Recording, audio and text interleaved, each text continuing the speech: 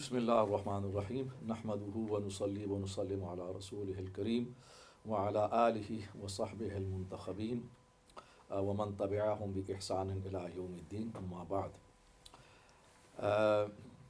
Assalamu alaikum wa rahmatullahi wa barakatuh. This is actually an additional part in terms of our discussion and seminar on this last Saturday. Actually, we couldn't complete our discussion and the mawqif of Shia appropriately on the matter of the status of 12 Imams versus all prophets, exempting the position of the final messenger, Hazrat Muhammad Mustafa sallallahu alaihi wa alihi wasallam.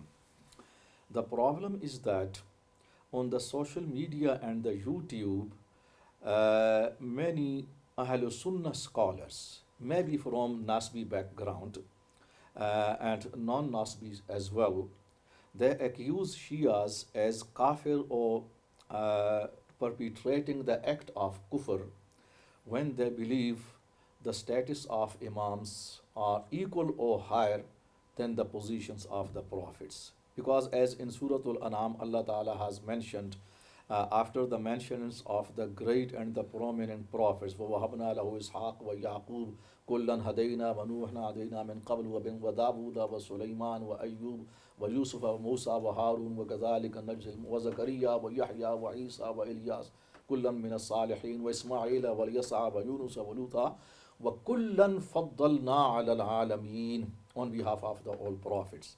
And we have preferred and we have granted the special status and the fadila over all al-alameen, all the words. It means the position of the prophets, this is the higher established by the Quran. When you believe the position of the imams, this is either equal or the higher than the position of the imam. This is clearly repugnant to the necessariness of the prophet, because this is the act of kufr. And secondly, this is also from the other angle, in some more form, the continuation of nubuwwah, which has been ended by the nubuwwah of Muhammad alayhi salatu wasalam, which is Khatamun Nabiyyin, Khatamiyya. So against the Khatamiyya, right? So because of the lack of time, last time, these points were not discussed appropriately. So that's why confusion is still left. And we attempted today, this is our effort to clear the situation on behalf of Shia Madhab. This is not necessary for Ahlul Sunnah to agree with this view, but this is important for them to understand in its proper perspective as Shia do believe. So Sheikh, now you have listened and I have put forward this question, and please, the part which was left last time should be completed now. Bismillah ar-Rahman ar-Rahim. Thank you, Dr. Saab. And yes, indeed, we do need to discuss this thoroughly for the benefit of both the sides, the Shia and the Sunnah. And we need to be true to both the sects and their theologies. Now, as far as the Shia madhab is concerned, they say that indeed there is this verse in the Quran, وَكُلًّا فَضَّلْنَا عَلَى الْعَالَمِينَ, and all of these prophets, we have given them preference upon all people of the world. However, what the Shia group is saying is that these verses need to be understood in their own rightful context. They cannot be generalized. Since there are other verses within the Quran that Ahlul Sunnah themselves will not agree with in an unrestricted manner. So for example, Allah in Surah Baqarah states to the Bani Israel, وَأَنِّي فَضَّلْتُكُمْ عَلَى الْعَالَمِينَ, and I have given you, all Israelites, fadila, merit, preference, excellence over the people of the world. Now this is not only mentioned once, it is mentioned twice. And it's not sarih of the Quran, and we all have to believe in it. Despite that, we state that the Ummah Marhuma of Muhammad Rasulullah sallallahu alayhi wa sallam is the one most preferred after the coming of the Prophet Muhammad sallallahu alayhi wa sallam. Now we do not have an explicit text within the Quran talking about the fadila of the Ummah Marhuma, yet it is a part of our belief system. So here we can put this question that this belief system, Mm. if it is valid, Mm. then in that case, the claim that the Shia group is making, Mm. that the A'imma, Mm. their position is greater than the prophets, Mm. apart from Prophet Muhammad sallallahu alaihi wasallam, Mm. has to be accepted on the same basis. That even though it's not mentioned in the Quran, yet through inferences, rational inferences, we can understand this, and through implications of hadith and the Quranic verses that talk about the greatness of the Ummah of the Prophet, similarly they talk about the greatness of the Prophet himself. Yeah. So for example, if we know that the Prophet Muhammad was the greatest prophet, and that's why his ummah has to be the greatest ummah, regardless of the text of the Quran for Bani Israel, then similarly the argument is this, that if Prophet Muhammad is the greatest prophet, then the wasi of Prophet Muhammad have to be the greatest people after him. And if we are saying that no, we have to go with the nas of the Quran, then in that case we will all have to concede that the Israelites, Bani Israel, are greater than the This Prophet's ummah. ummah. Mm. Then in that case we will find that there is a huge conflict and a confusion. So the answer is this, that yes, we will say that the Imams are not greater than the Anbiya, provided that everybody accepts that the Ummah of the Prophet Muhammad is not greater than the Ummah of Bani Israel. Nobody's going to accept that, so similarly, I don't think there should be double standards. There should be one standard through which we operate. As far as the problem of the finality of prophethood is concerned, you see, the Shias have never claimed that the Imams have brought another revelation. Sahib Sharia is normally Sahib revelation. What the Shias are saying is that the Imams are propagating and interpreting the Sharia of Prophet Muhammad in different times and different places in the absence of Prophet Muhammad, but with that prophetic insight. Yeah. That is what the Shias are saying. They are not saying anything more than that. But more than that, what the Sunni brothers can understand is that to say that I do not believe in prophethood, it actually infringes with the status of Islam. Yeah. But to say that I do not believe in imamat does not take the person out of the folds of Islam. Now, if the claim is that the Imams are the continuation of prophethood, according to the Ahlus Sunnah, then we can see that there's a contradiction here. None of the Shia scholars are saying that belief in imamat is a tenet of being a Muslim, but all of them are saying believing in prophethood is a tenet of being a Muslim. Similarly, the whole issue as to whether the prophets are greater, as the Imams are greater than the prophets, apart from the last prophet, in itself is an issue that has a variety of opinions within the Shia scholars themselves. That's very important. Some of them are saying that the Imams are greater than the prophets, apart from the last prophet. Some of them are saying they are equal to the prophets, which are Ulul Azam, apart from the last prophet. Some of them are saying they are lesser than the prophet, who are Ulul Azam, but higher than the rest of the prophet, apart from the last prophet.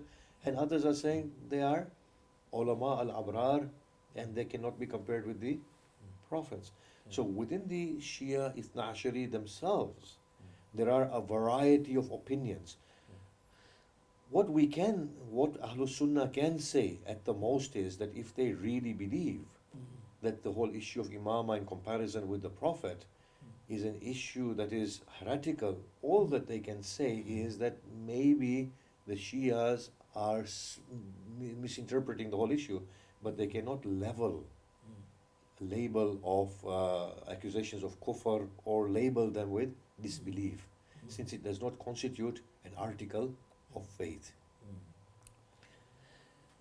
On the side of the Shia defending them in terms of their claim of the superiority of the Imams over the prophets other than Prophet Muhammad sallallahu alaihi wasallam, it is a very logical argument. The logical argument is this, that the prophets who have come and gone, their message has been limited to a time or place. But the ministry of Prophet Muhammad sallallahu alaihi wasallam is for all time and all place. Yes. The Quran uses the verse وَمَا أَرْسَلْنَاكَ إِلَّا كَافَةً لِلنَّاسِ بَشِيرًا وَنَذِيرًا or وَلَكِنَّ rahmatun lil alamin. رَحْمَةٌ لِلْعَالَمِينَ. Yeah. So his messengership is universal. His ministry is universal.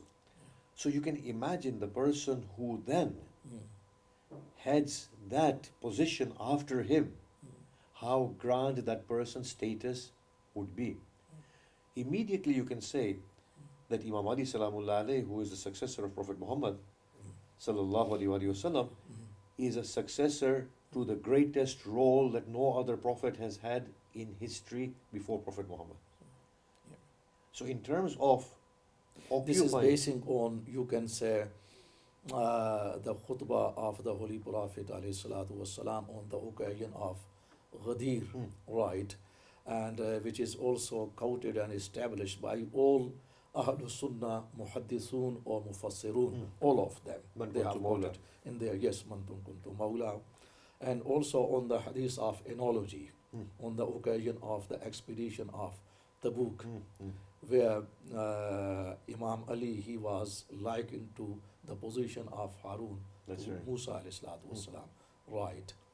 So this is something we need to readdress and In fact, it's interesting you mentioned that because Yeah. that shows that there is nothing about prophethood within Imamat, yeah. as the Prophet, blessed Prophet said, أنت مني بمنزلة هارون من موسى إلا أنه لا نبي بعدي. No. So the Khatamiyya of Nabuwa has ended. Yes? Ended. The Nabuwa has become sealed with the Prophet, but nonetheless, the office of the Prophet is inherited by Imam Ali, and he's being given the status of Harun to Moses. It's not a minor status. Now, if you compare that status in the capacity of Prophet Muhammad, then it goes way beyond the role of Harun. Salamullah alayh. Nice. That's very important because, as we know on the social media, even in so many books produced by Ahlul Sunnah scholars, they establish this view that the superiority of the Imams over the prophets, even equality to the position of the prophet. This is something, the act of kufr, and clearly repugnant to the nusus and the verses of the Holy Quran, especially وَكُلًّا فَضَّلْنَا عَلَى الْعَالَمِينَ. Yeah. Last time I was listening to a scholar as well, he was an Arab, so he issued the fatwa of kufr against Shias, basing on the same verse, وَكُلًّا فَضَّلْنَا عَلَى الْعَالَمِينَ. And I think your explanation, this interpretation is crucial for them to rethink and readdress all these verses and their fatwas. And you see, there's a lot of naivety in their Yeah. scholarship on both sides. Both sides. You see, when we talk about fadila, Yeah. we need to understand at what level are we comparing. Yeah. This is a whole study that needs to take place and discussion that needs to be had. So, for example, Nabi Khidr and Nabi Musa. Yeah. Nabi Musa had excellence over Khidr in terms of being Ulul Azm. Yeah. Khidr has excellence and preference over Musa in being Yeah. the possessor of Ilm Ladunni. Yeah. And we gave him knowledge from ourselves, and Yeah. he wanted to. And we have to acknowledge his excellence, Excellence. actually, in terms of his own field, ilm ladunni. So then you're talking about fadila of Yeah. two people over Yeah. each other in their Yeah. own fields. Yeah. So these are the discussions that we need to have. At the very minimum, I think the Muslims can accept that the role of Prophet Muhammad and the scope of Prophet Muhammad's role and ministry Yeah. is unequaled. Yeah. Whoever heads that ministry Yeah.